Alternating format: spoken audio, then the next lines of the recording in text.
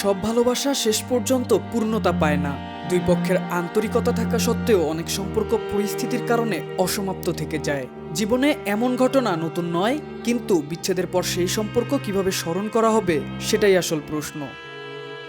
অনেক সময় দেখা যায় বিচ্ছেদের পর ভালোবাসা রূপ নেয় আক্রোশে, তুমি হয়ে যায় তুই, শ্রদ্ধা নেমে আসে তিক্ততায়। কোনো কোনো ক্ষেত্রে বিষয়টি গড়ায় সামাজিক মাধ্যমেও।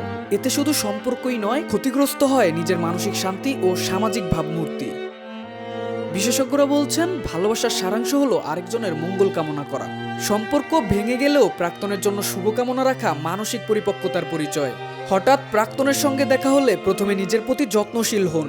লজ্জিত হওয়ার কিছুই নেই, ভাবনা নিয়ন্ত্রণে আনুন। প্রাক্তনকে মানসিকভাবে ডিলিট করার চেষ্টা করুন। ভাঙা সম্পর্ক আর আগের মতো ফিরে আসে না, তাই প্রত্যাশা ত্যাগ করে বিচ্ছেদ মেনে নিন।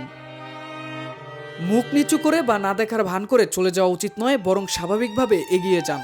শান্ত স্বরে সংক্ষিপ্ত কথা বলুন, বিনয় ও ভদ্রতা বজায় রাখুন। তবে বিশেষজ্ঞদের মতে বিচ্ছেদের পর নিজের অনুভূতির যত্ন নেওয়া উচিত। কাছের বিশ্বস্ত কারোর সঙ্গে মনের কথা ভাগ করে নিলে মানসিক চাপ কমে, তবে সেই ব্যক্তি নির্বাচনেও সতর্ক থাকতে হবে।